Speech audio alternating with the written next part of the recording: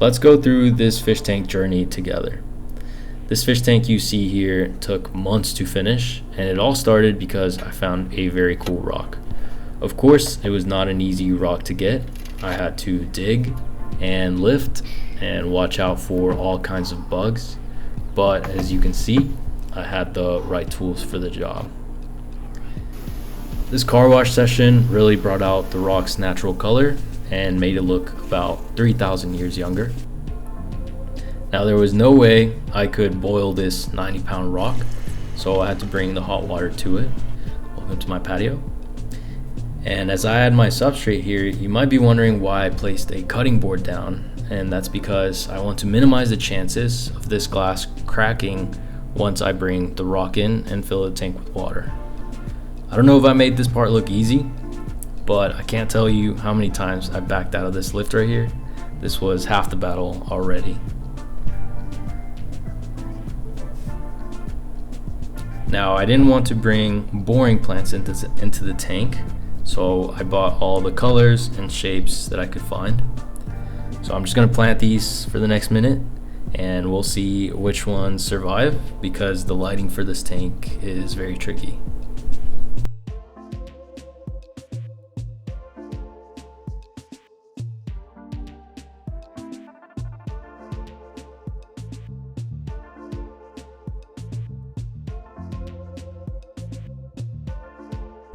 I also wanted to add some flame moss to the big cave in the rock, and then some Christmas moss on the very top of the rock, end to end on the rock.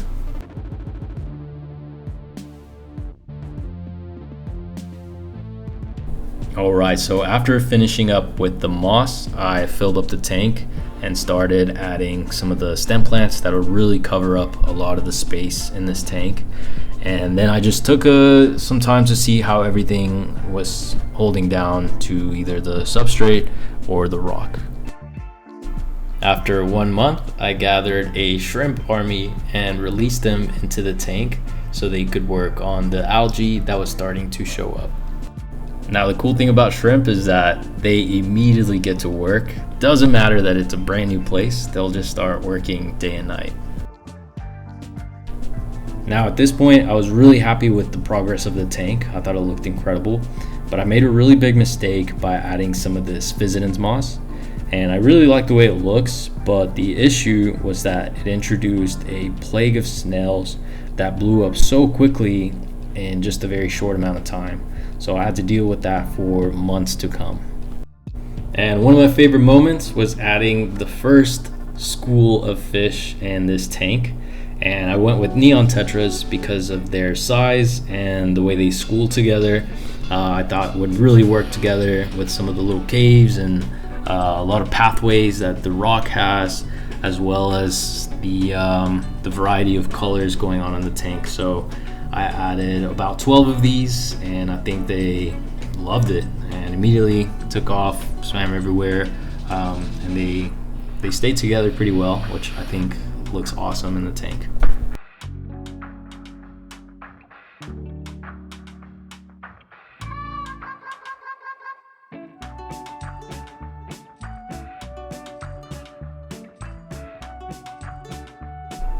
One month later, a lot of the plants took off. The stem plants reached the surface of the water, and the Christmas moss was nearly covering the top of the rock. Some of the smaller plants were also doing good in here, like the Physidens moss, the plants on the rock, and the flame moss in the cave. The Monte Carlo carpet was also growing a bit better now as well. And the tank managed to stay mostly clear of algae, and it didn't lose a single fish or shrimp. The fish would now roam around all day, and they stopped being afraid of me because they associated me with food. And the shrimp population was increasing with a bunch of baby shrimp climbing around. The tank stayed very clean at all times, but the snails started populating very quickly, so I tried my best to keep up with removing them.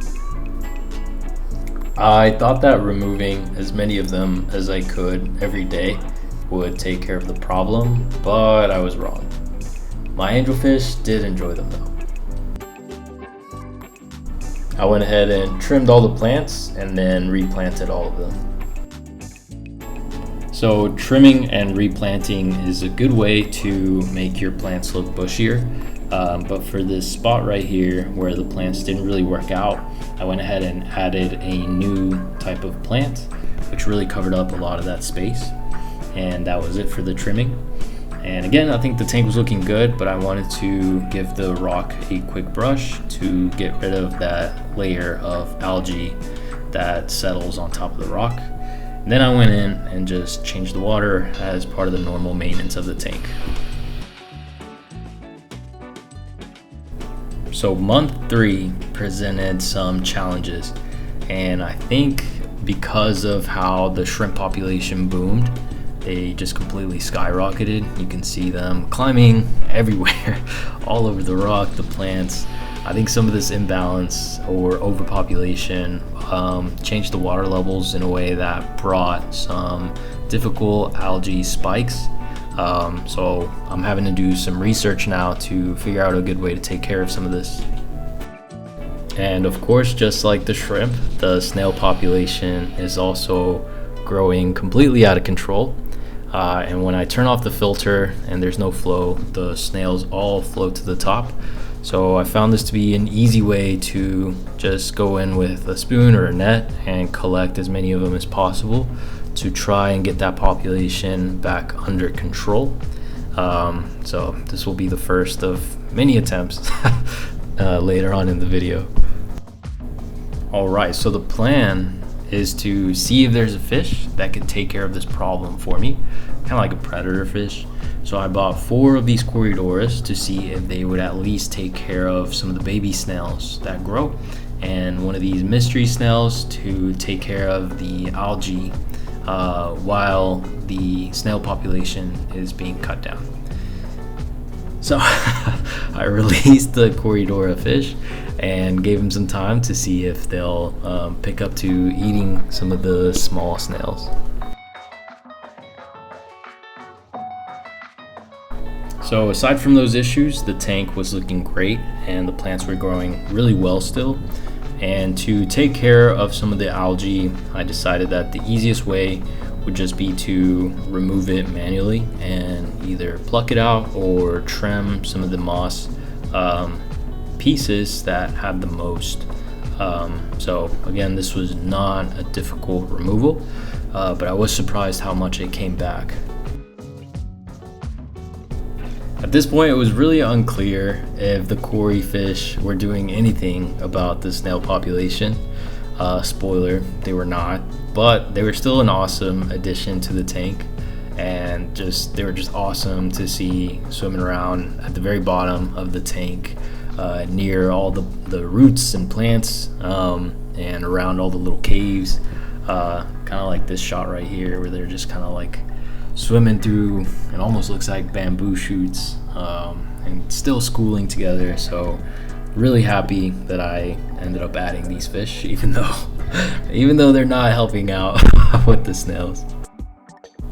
We are now 5 months in, and even though the tank has had some challenges, I think it looks absolutely incredible. And I'm continuing with these maintenance sessions and trims to try and keep the plants from reaching the surface of the water to give the fish some room to swim. And again, just really happy with the process right now. I think it looks awesome and the plants are growing really well still. So at this point, I knew I needed to do something about the shrimp population. So I caught about 60 of them and I moved them next door to the angelfish aquarium, which maybe was not a great idea, but it really helped out to balance the tank and reduce that population a little bit. And here's what the tank looked like afterwards. So I went out of town for one weekend and I didn't turn on the CO2, and I left the wrong light settings on while I was gone, and that caused a massive algae spike in the tank. So to double down on consistency, I purchased an automatic timer and I set it up for 1 hour per day for my CO2, and I got that dialed in to exactly the right amount of CO2 the tank needed. And I also set up my lights for the right intensity and the right light duration that it needs day to day. And really, I just wish I had done this earlier, because some of the issues this brings can be hard to deal with, especially with some of the moss that got covered in black brush algae or black beard algae. This can be really hard to deal with because it's very stubborn, but it's all right, I'll handle it. Now, one thing I did want to try to catch some of those snails was to add some food in the tank and let those snails come to the food, and then you just easily remove the piece of food, such as lettuce in this case. So it's an easy way to trap them and just remove them easily out of your tank. And after 24 hours before the lights come on, I'm going to remove this lettuce piece, leaf of lettuce, and as you can see, it caught some snails. It's got some on here, which is nice because I didn't have to individually pull these out or spend a lot of time catching these. So really all I'm going to do is just fold this up, throw it in a Ziploc bag, and toss it out so that it doesn't pollute any other waterway. Or yeah, these snails are invasive, so I figured this was a good way to handle that. And 6 months in, we are still in the dark ages because we haven't finished up cleaning everything. But one good thing that did come from this is that the snails will all hang out on the glass to eat some of the algae there, which makes it really easy just to grab a net and pick them up, as they are, a lot of them are on the glass, so it makes it really easy to catch them. And I've done this every day, which makes their population go down pretty significantly. So it's much less of a concern now than it was a few months back. I also wanted to change out this plant because it grows so quickly and it gets really big that it'll unanchor itself from the rock, and then it'll start floating around or start growing where the moss grows. So to replace it, I picked up a bit of the Monte Carlo plants, and I'll just let them recarpet the other side of the tank. I'm sure this will take a few months, but I'll grab enough so that it doesn't leave a big empty space. And for the moss, I have continued the process of letting the moss grow and then trimming some of the pieces that have the most algae growing on them. So you can see here that I'm working my way through the moss, grabbing some of the chunks that just are covered in this algae and leaving the healthy pieces of moss in place. And I'm hoping this won't take much longer, but maybe a month or two more and it should be good to go. But yeah, still working on it. Alright, so 8 months in and I haven't stopped doing the work. Most of the invasive snails are gone and the blackbrush algae is under control. So I think now is a good time to clean up and trim everything. So first I'm going to scrape the algae off the glass on both sides and make this thing see-through again. After that, I'm going to trim the plants and replant some of the trimmings on the right side of the tank so it's a bit more balanced. I'm also going to brush off the green algae off the rock and make it look more white. That way it will contrast with the plants a lot more.